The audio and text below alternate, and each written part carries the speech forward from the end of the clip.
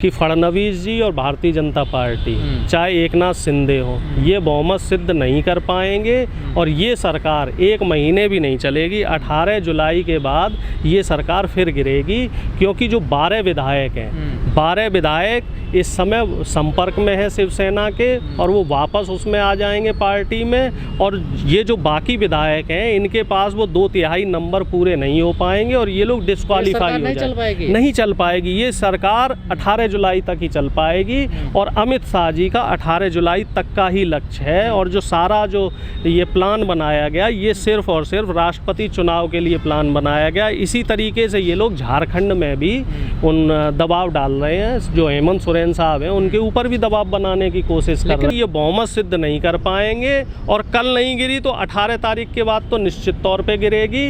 क्योंकि एक चीज़ यहाँ पे ये भी समझने वाली बात है, जो विधायक डरपोक हैं उन्हें डराया जा रहा है, जो विधायक लालची हैं उन्हें पैसे का लालच दिया जा रहा है, और जो विधायक ना डर रहे हैं ना लालच में आ रहे हैं उनको ईडी का CBI का डर दिखाया जा रहा है। शिवसेना तो बाला साहब की रहेगी, शिवसेना उद्धव ठाकरे की रहेगी। शिंदे जैसे कई लोग शिवसेना में आए और चले गए। इससे पहले नारायण राणे भी आए, वो चले गए, राज ठाकरे आए, वो भी चले गए। तो एकनाथ शिंदे तो ऐसा कोई बहुत बड़ा नाम नहीं है, शिवसेना को ख़त्म नहीं कर पाएंगे। बीजेपी पहले भी 2-3 बार फूट डालने की कोशिश कर चुकी है और आपको अगर ध्यान हो तो कांग्रेस में भी कई बार फूट डाली गई, लेकिन इंदिरा गांधी के टाइम पे आपको याद होगा 70 के दशक में कांग्रेस 2 धड़े में टूट गई थी और ये लग रहा था कि कांग्रेस खत्म हो जाएगी, लेकिन कांग्रेस फिर से आई। भारतीय जनता पार्टी को ना तो नैतिक मूल्यों की परवाह है ना लोकतंत्र की परवाह है, इन्हें इन प्रकारेण सत्ता चाहिए। अभी इनको दिख रहा है राष्ट्रपति चुनाव, तो ठीक है सरकार। सिर्फ सरकार, मैंने पहले भी कहा है, सरकार सिर्फ 18 जुलाई तक रहेगी। 18 जुलाई के बाद फिर फेरबदल होंगे। और मैं आपको बता रहा हूँ जितने भी ये विधायक, ये 50 विधायकों का दावा कर रहे हैं, इनमें से आप लिख के ले लीजिए कम से कम 20 विधायक इनको छोड़ के जाएंगे। क्योंकि बात यहाँ पे आती है विचारधारा की। जबरदस्ती आप किसी के ऊपर अपनी विचारधारा नहीं थोप सकते। कुछ लोग कह रहे हैं कि केंद्र से ये दबाव बनाकर थोपा गया है, निश्चित तौर पे थोपा गया है। और इसमें देखना कि फडणवीस साहब भी इसमें प्रत्युत्तर करेंगे। और ये 18 जुलाई के बाद हो सकता है, 18 जुलाई से पहले, और हो सकता है कल, हो सकता है कल ही ये फ्लोर टेस्ट में असफल हो जाए।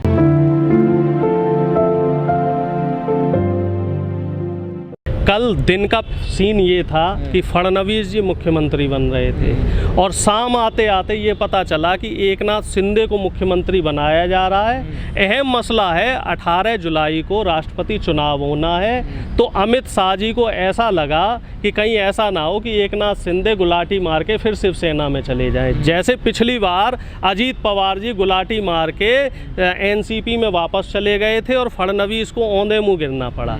अब भारतीय जनता पार्टी का एक पैटर्न और देखिए, राज्यपाल विधायक बन जाता है, सांसद विधायक बन जाता है और मुख्यमंत्री उप मुख्यमंत्री बन जाता है। और कोई बड़ी बात नहीं है कि जो अभी मौजूदा राष्ट्रपति हैं, उपराष्ट्रपति हैं, उनको भी ये लोग चुनाव लड़वा दें। ये लोग पद की गरिमा का बिल्कुल ख्याल नहीं रखते हैं। और मैं आपको महाराष्ट्र के केस की अगर बात बता दूं तो यहाँ सुप्रीम कोर्ट ने भी नियमों को ताक पे रख के काम किया। जो 16 विधायक थे जिसको डिप्टी स्पीकर ने डिस्क्वालीफाई कर दिया था, उन विधायकों के लिए तो बोला साहब कि 11 जुलाई के बाद इन पे निर्णय होगा। और बिना फ्लोर टेस्ट किए, बिना अविश्वास प्रस्ताव लाए पहली बार ऐसा हुआ है इस आज़ाद भारत में कि बिना फ्लोर टेस्ट किए हुए किसी भी व्यक्ति को और किसी अपोजिशन को मुख्यमंत्री पद की शपथ दिला। उधर एकनाथ शिंदे पे अमित शाह जी को डाउट था, ठीक है। इधर से एकनाथ शिंदे ने कहा कि भाई मैं मुख्यमंत्री बनूंगा।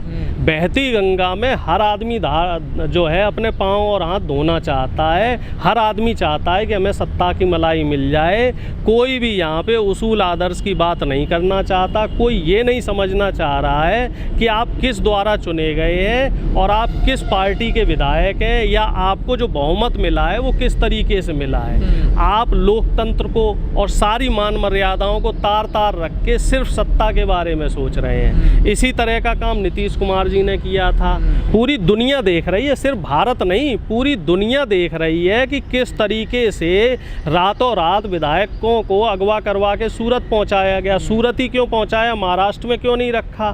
फिर सूरत के बाद उनको गुवाहाटी लेके गए, क्यों लेके गए साहब? क्योंकि दोनों जगह भारतीय जनता पार्टी की सरकार है। और फिर गुवाहाटी से कहाँ लेके आए उनको? गोवा लेके आए। गोवा क्यों लेके आए साहब? क्योंकि वहाँ पे भी भारतीय जनता पार्टी की सरकार है। अब डायरेक्ट गोवा से वो विधानसभा पहुँचेंगे, उनको कहीं भी किसी भी व्यक्ति से विधानसभा पहुँचने से पहले बात नहीं करने दी जाएगी। ये कोई पहली घटना नहीं है, इससे पहले मध्य प्रदेश में इसी तरह का काम किया गया, कर्नाटक में इसी तरीके की तोड़फोड़ की गई, राजस्थान में पूरी कोशिश की गई, हालांकि राजस्थान में ये सफल नहीं हुए, गोवा में की गई। हिंदुत्व नहीं साहब, सीधी बात को भूल गए। देखिए, अगर आप हिंदुत्व बचाने की बात कर रहे हैं, आप विपक्ष में बैठते हैं। देखिए, केंद्र में भी आप सत्ता में हैं और लगभग आधे से ज़्यादा राज्यों में, उत्तर प्रदेश, ये देश में भी बीजेपी की ना, देखो साहब, यहाँ भी सत्ता में है, यहाँ भी तो लगभग कई राज्यों में ये सत्ता में है।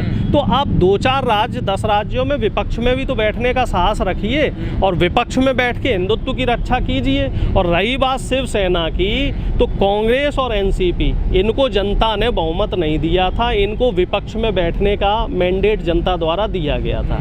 कांग्रेस ने और एनसीपी ने, दोनों ने इनका सम्मान किया और जो तय हुआ था वो तय ये था कि शिवसेना और बीजेपी दोनों मिलकर सरकार चलाएंगे। 2.5 साल शिवसेना सरकार चलाएगी, 2.5 साल बीजेपी सरकार चलाएगी। लेकिन अमित शाह जी और बीजेपी के नेता इस बात से मुकर गए, नहीं हुए ना सहमत। इसी वजह से शिवसेना ने स्वेच्छा से इस गठबंधन को तोड़ा और तोड़ के फिर एनसीपी और कांग्रेस के नेताओं के पास गए और उनसे कहा कि साहब, हम आपके साथ सरकार बनाना चाह रहे हैं। तो हमने खुले दिल से इनका स्वागत किया। सब सत्ता का खेल है। उस समय इनको ये लग रहा था कि शिवसेना की जो इतनी कट्टर विचारधारा की पार्टी है, अगर भारतीय जनता पार्टी को बात देखा जाए तो शिवसेना ही कट्टर हिंदुत्व पे काम कर रही थी महाराष्ट्र में। और महाराष्ट्र में बल्कि शिवसेना नंबर 1 पे थी हिंदुत्व के मामले में और बीजेपी नंबर 2 पे थी। तो बीजेपी को उम्मीद नहीं थी कि इतनी हार्डकोर विचारधारा की पार्टी, ऐसी सॉफ्ट और लिबरल विचारधारा की एनसीपी और कांग्रेस के साथ इनका गठबंधन हो जाएगा। तो इन्होंने कई मर्तबा, बीच में आपने देखा होगा, कई बार कोशिश भी करी, चाहे नवाब मलिक हो, चाहे अजीत पवार हो, कई लोगों के ऊपर इन्होंने ईडी सीबीआई के छापे डलवाकर कोशिश करी कि टूट जाएं। कांग्रेस को भी तोड़ने की कोशिश की और एनसीपी को भी तोड़ने की कोशिश की। ना तो कांग्रेस टूटी और ना एनसीपी टूटी, तो फिर इन्हें फाइनली शिवसेना को ही तोड़ने पे मजबूर होना पड़ा। और जो एकनाथ शिंदे थे, एकनाथ शिंदे बहुत महत्वाकांक्षी व्यक्ति थे, उनकी कहीं ना कहीं इच्छा दिखी और उनके ऊपर करप्शन के भी चार्जेस थे कि बता रहे भाई एक ऑटो चलाने वाले के ऊपर करोड़ों रुपए की संपत्ति है। तो अमित शाह जी ने इनके ऊपर सीबीआई और ईडी के छापे डालकर और इनको डर दिखाकर इनको मजबूर किया। आरजेडी की बिहार में सरकार है नहीं है ना, आरजेडी तो बिहार में विपक्ष में थी, तो वो कैसे तोड़ लेंगे? 5 विधायक थे ओवैसी साहब के और वो पांचों के पांचों जो थे वो पहले आरजेडी में थे, उनको टिकट नहीं मिला था, तो इस वजह से वो असंतुष्ट होकर ओवैसी की पार्टी से चुनाव लड़े।